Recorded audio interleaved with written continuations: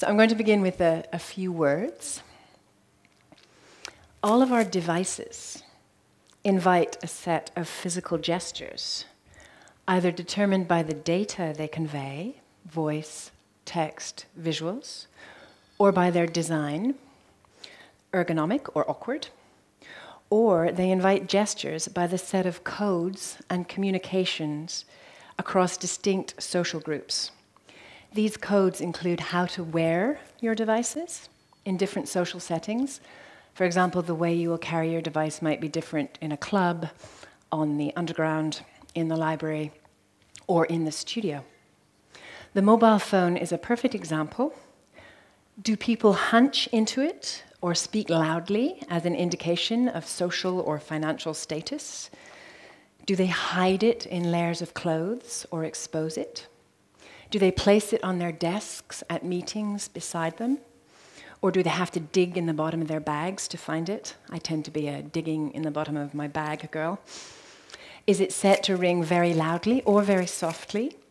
Is the ringtone humorous or is it quite discreet?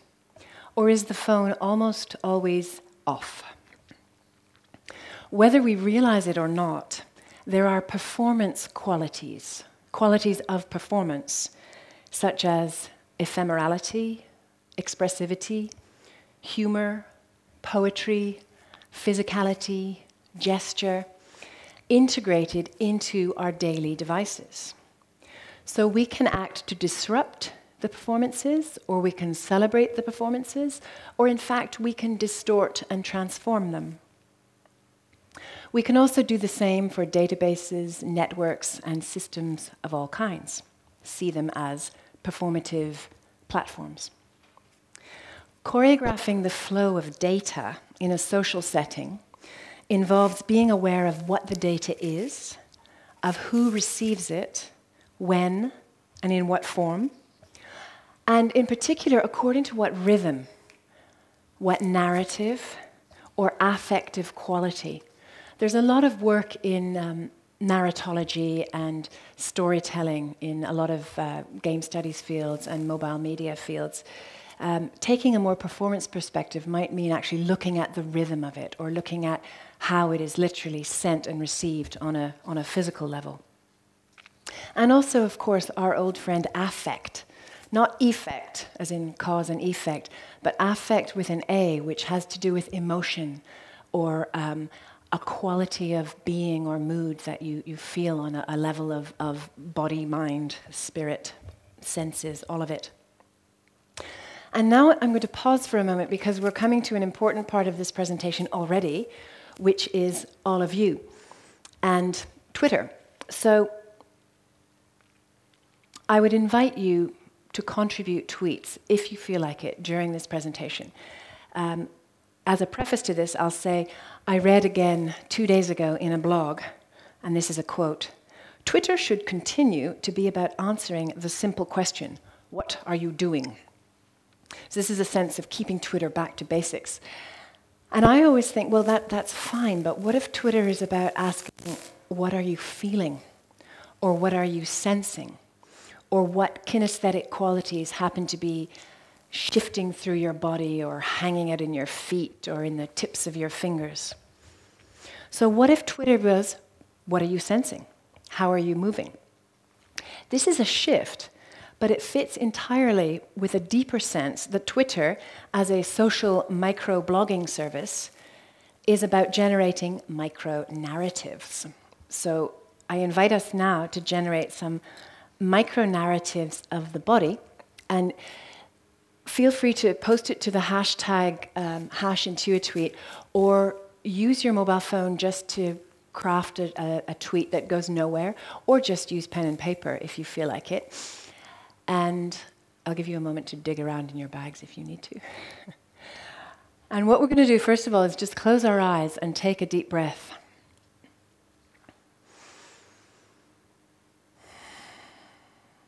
And you can take another deep breath if you feel like it, a deeper one this time. And feel free to just move your shoulders if you want, or shake your head, or wrists, or even your feet. Just get a little bit of a sense of dropping your attention into your body. And either with your eyes closed or open, think about or sense what's going on somewhere. What's important for this practice, I would say, is there's absolutely no authorial judgment or audience expectations involved in this. Give a few moments.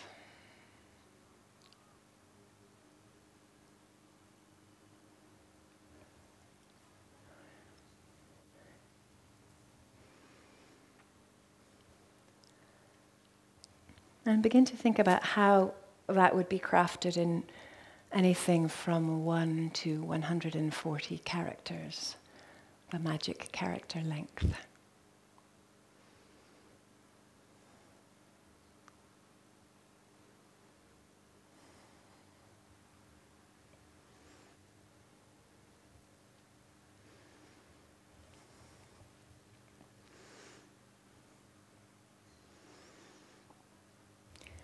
And if you feel like it, you can jot it down now, or you can let it stew for a while if you want to listen to me while you're also tapping in and getting a sense of what your body tweet might be.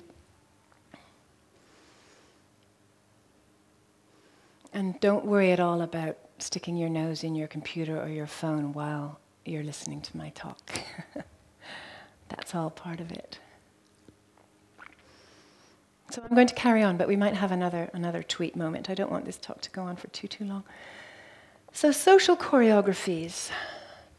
This is a colleague, Leena Ruhienen, who's at she's a dancer at the Theatre Academy in Helsinki, and we're working on the Intuitweet project together with Mia Kajanen. We're the three main researchers.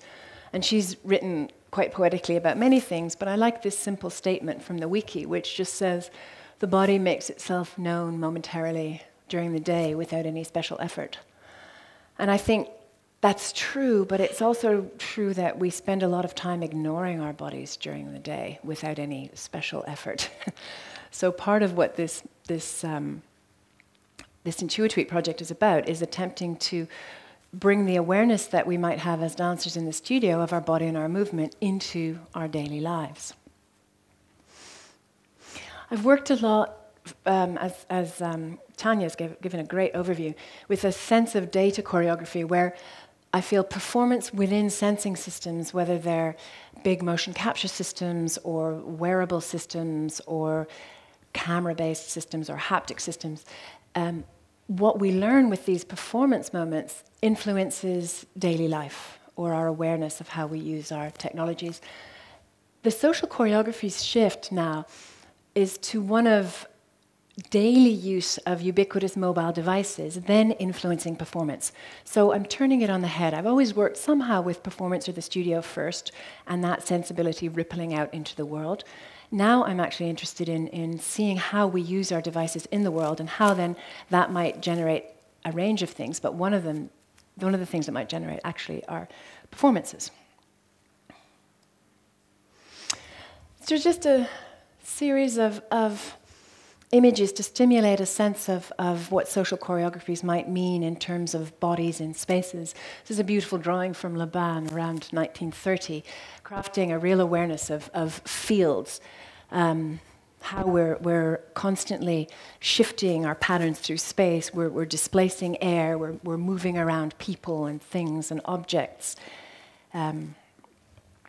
This was a diagram for the early stages of research for the Whispers wearable project that was done at Simon Fraser University in Vancouver, where we created this sense of an ecosystem in which people and devices had their own fields. So they were permitted to exchange spatial information as well as just a quality of presence. And what we're doing here deliberately is we're not making the device subordinate to the person. We're actually giving the device an agency or its own quality of being in the space. Another drawing by a Danish designer, Christina Andersen, for the Whispers project, I've always liked because it creates a very simple sense of mutation, transformation, extension that could be relevant to contact improvisation for those of you dancers who are accustomed to this practice, but also to how we use our devices. Like, do we feel like our sense of touch is extended in space? Do we feel like we're proximate, but still with a barrier with someone? Do we feel like we're really converging with someone? Are we actually truncated?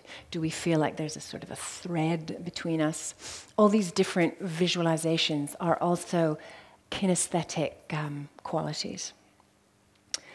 And then we've got notions of connection. I actually like bringing these women in. They're images from a knitting book,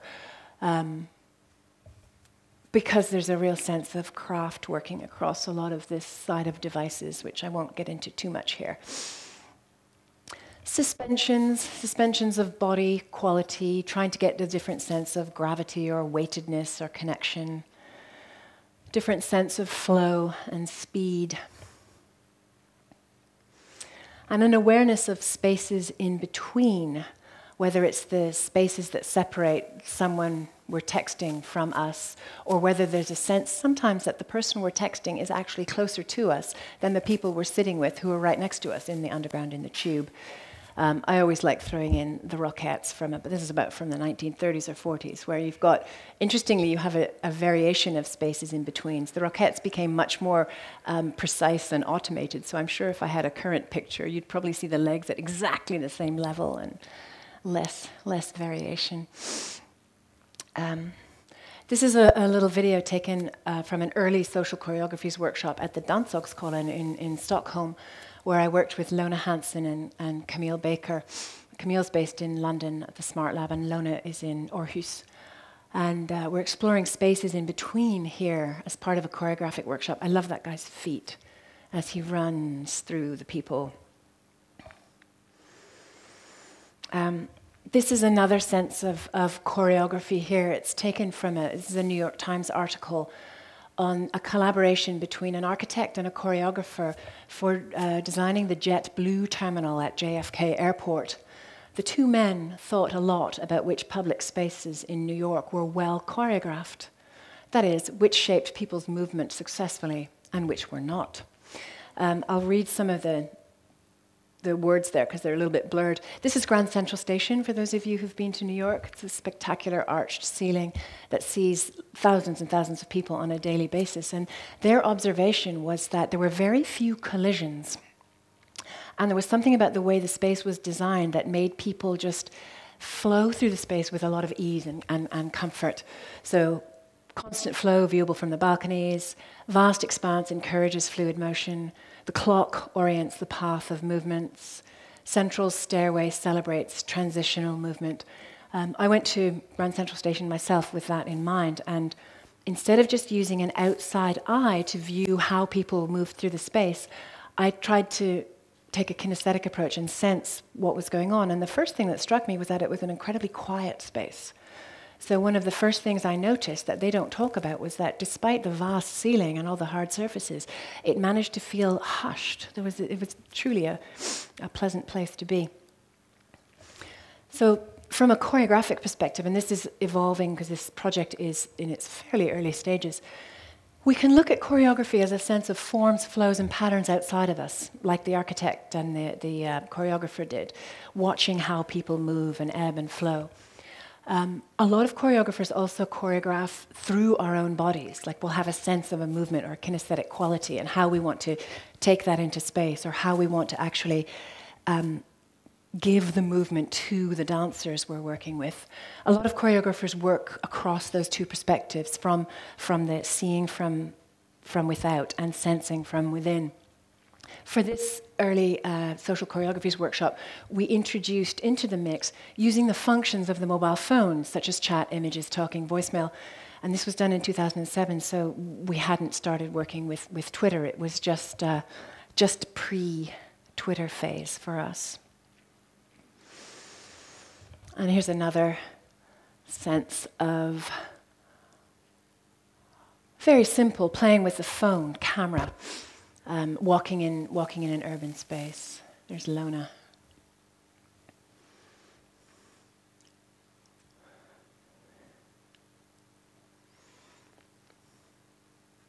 So again, a really simple experiment here, but what's fascinating is that we're so literate regarding media that we know exactly what's going on here. We know that we're seeing there what she sees. And from a choreographic or a kinesthetic perspective, the sense of pulls or spirals or drops or gaze comes through this extremely short and simple experiment. Whoops, here we go. So some brief context, 3 previous collaborative projects. Imminence from 2005. This is Tara Cheyenne Friedenberg, who's a Vancouver dancer. This was a piece that was commissioned by a media arts festival in Montreal called HTML, so LLES. It was a women's media art festival. And it involved a lot of heavy sensing systems. There was a full-on Vicon motion capture system, and there was a camera-based sensing system. And this was a series of images that projected brain scans out onto the floor. Unfortunately, they weren't her brain scans. That would have been a little too expensive and possibly a little invasive on the body. But we found a lot of archive footage of this. I'm just going to show you a little bit of a DVD for a second.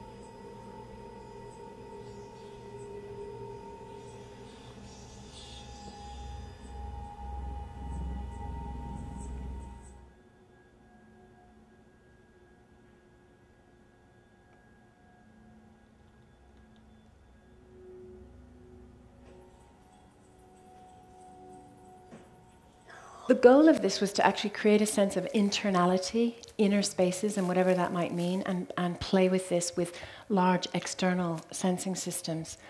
Tara's also a very funny and talented performer, so she, let me get out of this here.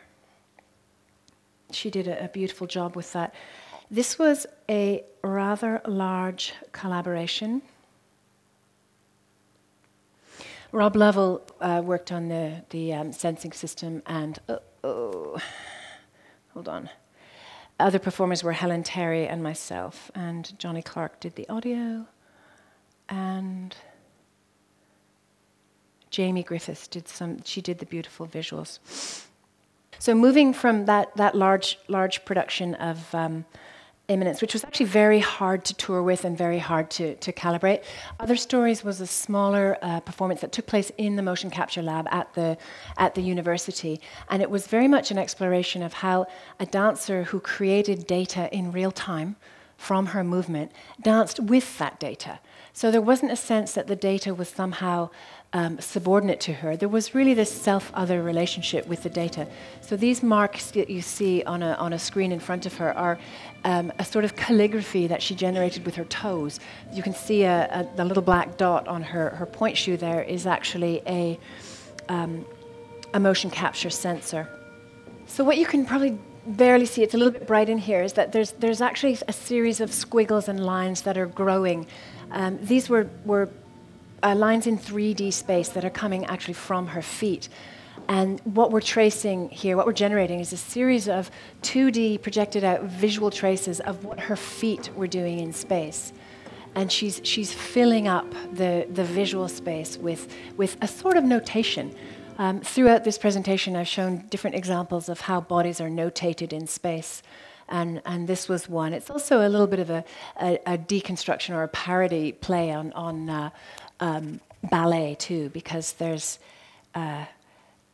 is just a much more of a loose and playful and improvised take on things. Not that ballet dancers don't improvise, because they certainly do. Third project, as some sort of background, again, creating a sense of internal narratives manifested out in space. There's no video with this one, so we should be okay. This is the Whispers project, which was a big project directed by Tekla Shiphorst and Sang Ma and myself over a number of years, with massive collaborative input from hardware designers and software designers and a fashion designer named Gretchen Elsner. And the goal here was to actually create a wearable system that would communicate non-verbal information between one person and another. So these beautifully lush skirts were embedded with hardware. You can probably see some of these little pod-like things. We deliberately went for an organic feel, contained hardware that actually that held little fans or little vibrators. And the band at the top contained a respiration band. So we were able to sense the breath and the heart rate of one person and send that out into another person's skirt as a haptic or tactile output. So one person's breath was received by another person as a vibration or as a series of little fans. Again, it was trying to get away from overtly visual or verbal sides of things, even though one version of this piece did have a beautiful mathematical visualization of the body data done by Julie Tolmie.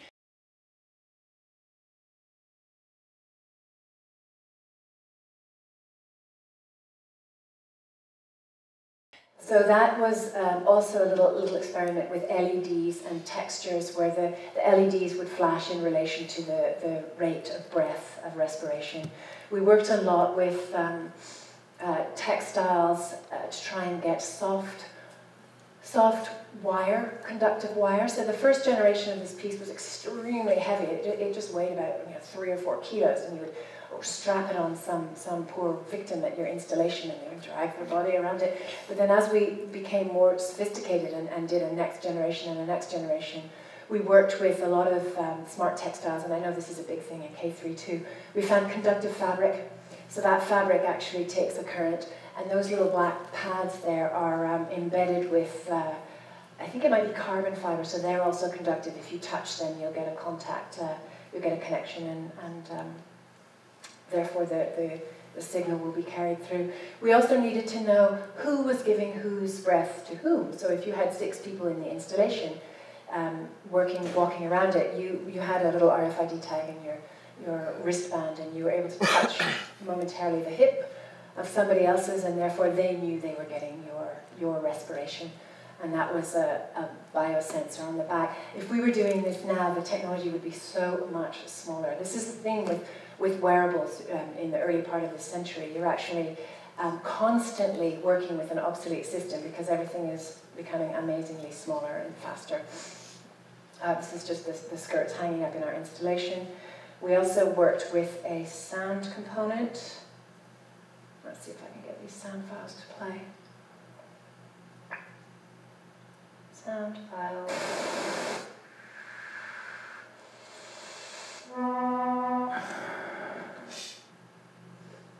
Yeah, so again, trying to get a sense of a palette of sound that came from people's bodies that wasn't necessarily the sound of the heart, the sound of the breath. So that's just a brief overview of 3 projects: Imminence, Other Stories, and Whispers, that were attempts to really explore internality and how we can actually share that creatively and poetically across groups of people, whether it's audience members or whether it's participants in an installation. Now this phase of considering social choreographies I'm still concerned with the kinesthetic and with the sharing of the affective, the movement qualities. But I'm interested in seeing, instead of building an incredibly expensive and fragile hardware system, I thought, well, as a lot of people have now, it's not just me, what do we have? What do we all have in our pockets on a daily basis? And of course it's mobile phones. So how can we actually use what we've already got and create a much lighter, much simpler exchange, and then see where that will then take us in terms of performances, but also in terms of future device design and repurposing things. So this Intuitweet project came to be as part of a a larger project on intuition and creative processes that was initiated through the Helsinki Theatre Academy, and the decision to use Twitter came about out of a recognition of the fact that at the time in this project, I was based in Boston, one of the other collaborators was in Helsinki, and the third was in Moscow. So how do you work collaboratively as dancers when you're so far apart? I also found myself, as you do, I hope I'm still logged on, I might not be, reading the newspaper one day in a cafe and starting to be a little bit annoyed by how Twitter was being represented. Yet again, being represented as another disembodied, slightly superficial way of engaging with the world. So let's see if I can call this up. So you had a sense of Twitter being this incredible cultural zeitgeist, but yet it was assumed on the part of a lot of journalists that it was fundamentally inane and trivial. So individually, many of these 140 character tweets seem inane, but collectively, the stream of messages can turn Twitter into a surprisingly useful tool for solving problems and providing insights. And I thought, well, okay, we can solve problems and provide insights, but what if we can also use Twitter to actually mine aspects of our daily life that it wasn't targeted, it wasn't intended to be used for. If it is intended to be used for talking about what we do, then what if we start using it differently? What if we start using it for how we feel and what we think? So that was inspiration number one. Inspiration number two, thank goodness for The Guardian, I'll tell you.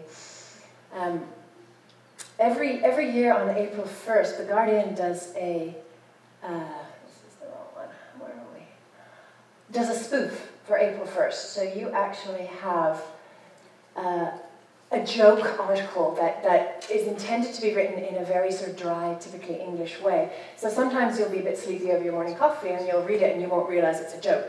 So this one says that the Guardian, after 188 years of ink, decides to switch to a all-Twitter publication. Consolidating its position at the cutting edge of new media technology, The Guardian today announces that it will become the first newspaper in the world to be published exclusively via Twitter. There's a great section down here. A mammoth project is also underway to rewrite the whole of the newspaper's archive, stretching back to 1821. You can read it. OMG, Hitler invades Poland. Allies declare war, see tiny URL. And JFK assassinated at Dallas, definitely heard second gunshot from Grassenol, WTF. So part of the reason this was so effective is that it was made to seem that it was preposterous to get depth or historical cultural significance, meaningfulness out of 140 characters. So again, the creative side of me began to think, well, what if we can get a sort of depth out of it? And then a Twitter backlash site that, interestingly, is no longer around, probably it got too much backlash for its backlash, said Twitter is to a narcissist what the casino is to a gambler, an enabler of a person's basest desires. So again, you've got people saying it's superficial, you've got people saying it's impossible to convey depth, and you've got people saying it's about our basest desires. Just 3 days ago through Facebook, interestingly, I got this link, 10 levels of intimacy. So have a look at that. See what you think about that. For people who are online, talking, video chat, the next one is phone, letter, IM, text message, email, Facebook message, Facebook status, and Twitter. So the question that struck me immediately upon looking at that was, which is supposed to be the most intimate and which is supposed to be the most remote? And of course, all of us might want to re-scramble the little colors and say, well, no, I get more sort of feeling of connection with people through this than through this. Or some people hate the phone. Like I would put the phone at the absolute end. What's also worth observing, in addition to thinking you might just literally reverse the structure, so instead of 10 being the most intimate, 1 being the most intimate, because I believe they're suggesting that 10 is the most intimate and 1 is the least intimate. You notice 2 and 1, there's suddenly multiple people involved. There's not just one person on the receiving end.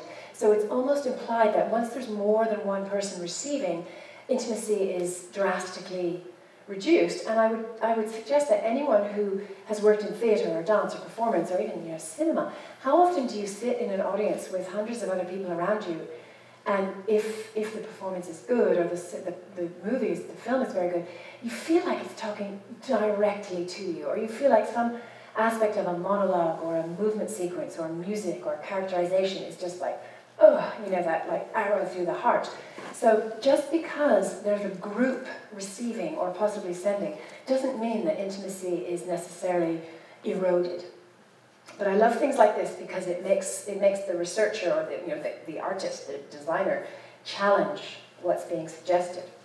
So in brief, and I'm going to wrap this up because I don't want to talk longer than another 8 minutes. We asked, is physicality missing from Twitter? Can it be a phenomenological voice? This is the research question for those of you who are from K3 who are actually working on your own research projects. Phenomenology is a really significant methodology. And it's one of the things that I do. So in a talk, I'm sure any number of talks that are more oriented towards the academy will be discussing this. Third question, can it be used to foster movement improvisation and capture moments of movement intuition? I'll come back to that. Can depth be captured by digital media, reading and writing techniques? It's a more general question. And can movement improvisation exist through social networking? So here we get to this question of movement intuition, because I would forgive you for thinking, well, what is it? Because we're the researchers on this project, Lena, Mia, and myself, and we're supposed to be the experts on it, and we don't really know what movement intuition is. I can invite you to take a moment now and even just take a snapshot of what your body is doing, that meditative or preparatory movement technique. And you might sense things. You might feel that the chair is getting uncomfortable, or that you want to stretch your arms, or you want to go have a cup of tea or a beer. So how do we distinguish movement sensation from movement impulse, from a movement desire? I want to run in a field. I want to lie on a beach.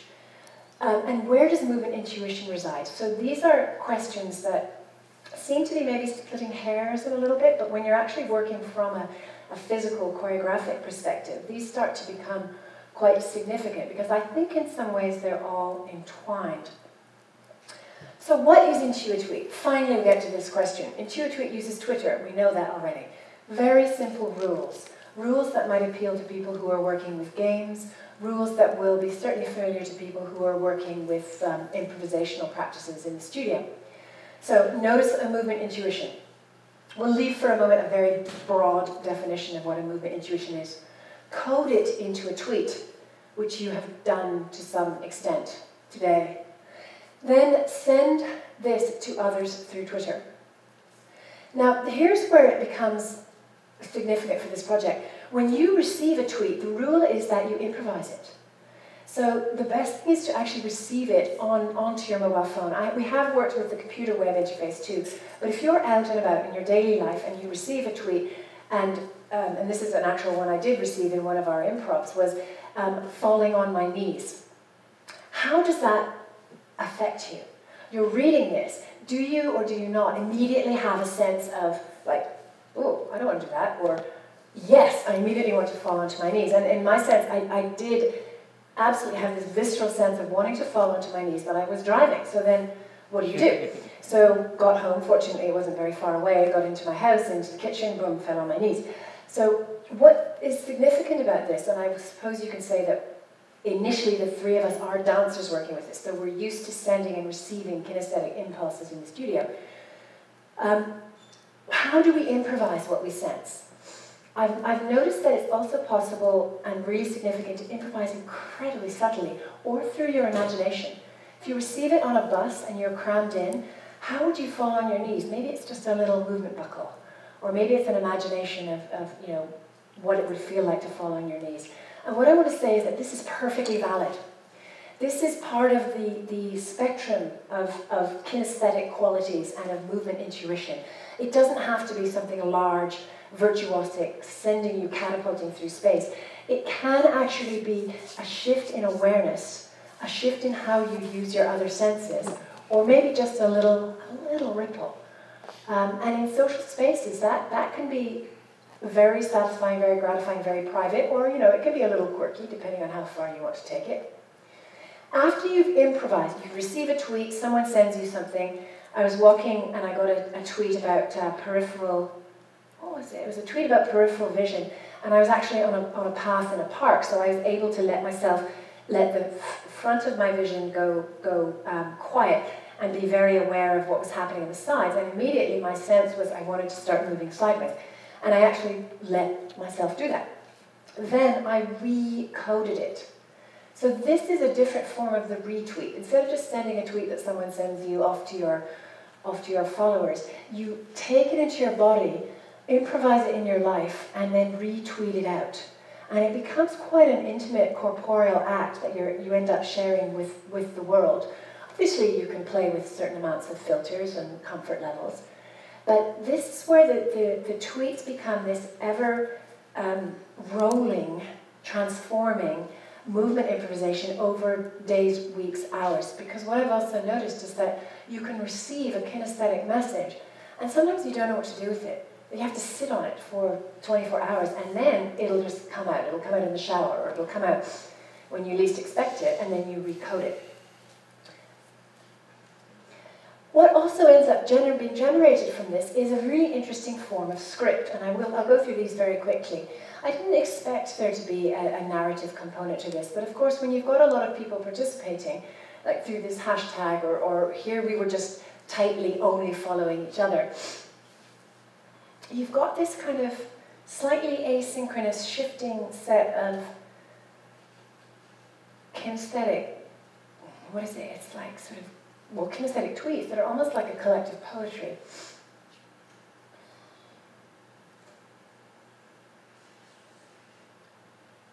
What was also significant too with us in different countries was that the tired tweets from the late of night would be received in the middle of the morning. And the cultural tweets of Mia in Red Square in Moscow commenting on the feel of the place would be then transmuted into a park in Boston. So it proved to be extraordinarily rich from a narrative perspective, and that's something I'm only just exploring now. This is a tweet from an hour on one of the rare occasions when we were all in the same city, in the same time zone. And what's significant about this one is it was absolutely freezing. It was last February. And interface question, how do you send tweets on your cell phone when you're wearing massive mittens? You can't. So we're actually having to, out in the streets, just let our hands freeze and attempt to send these messages in. And our messages became really constrained with lots of little errors in them. But that absolutely reflected part of the environment and part of the interest. What we want to do with these scripts as we start to move back into performance mode is take them back into the studio. We've done a certain amount of this. What if we take the script into a very hot studio and we're sort of trying to improvise based on a very cold day? What kind of movement vocabulary will this give? That's another one. Oh, okay. This one I've got up here because you'll notice already just looking at them as a series, there's more words in them. One of the improvisations we did that involved a choreographer from Copenhagen, Jeanette Ganslov, who was going to be here today, but she couldn't. We used the computer interface rather than the mobile phone interface, and look how much longer they all are.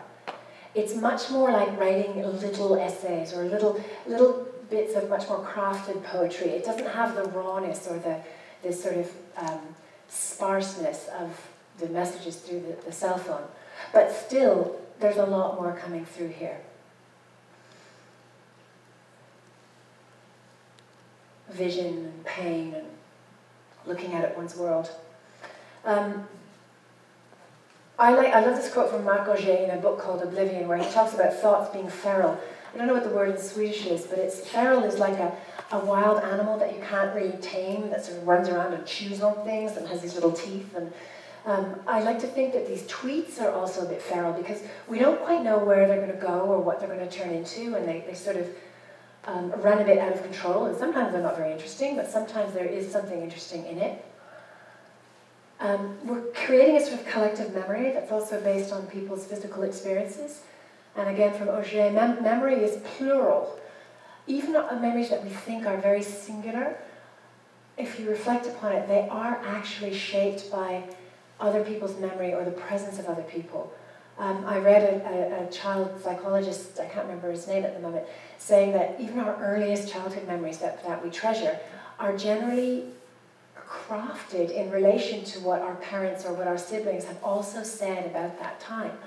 So you can't say that there's such a thing as a pure, singular memory, just as you can't say that there's such a thing as necessarily a singular kinesthetic state. Really, we're all cutting across one another all the time. And I'm less interested in the tweet itself, not the thing, but what is traced.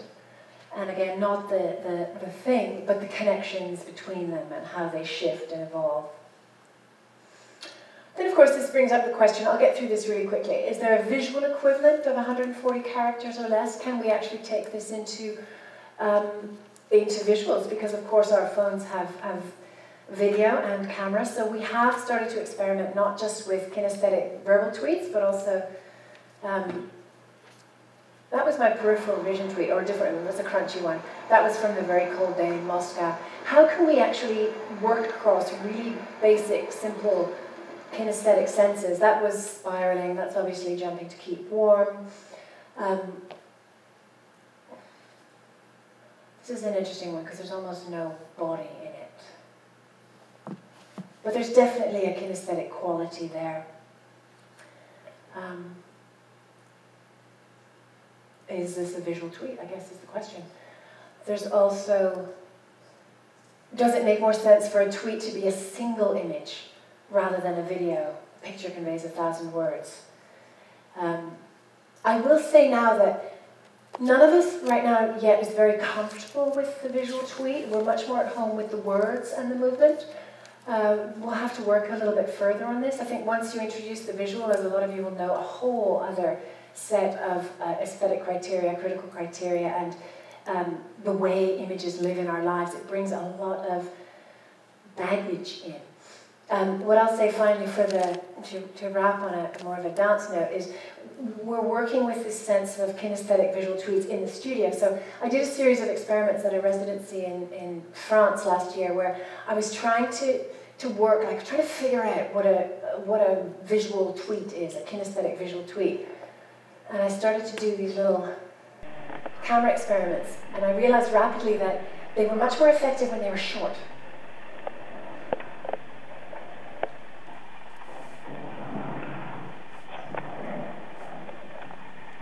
It's like I almost wanted to just get that burst, because that's what receiving the visual, the words were like.